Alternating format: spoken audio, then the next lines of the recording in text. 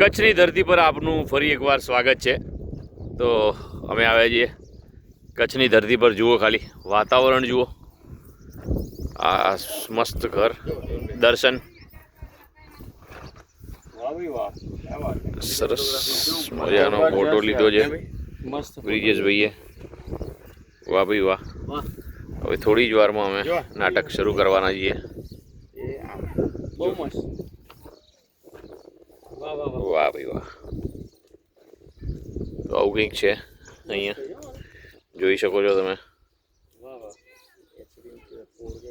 અને એક નાનકડું ગાયનું બચ્ચું હું તમને બતાવું તે। વાહ જુઓ, છે ને સરસ, હમણાં જ થયેલું। આવું કંઈક છે અહીંયા, મજા આવી ઘટના।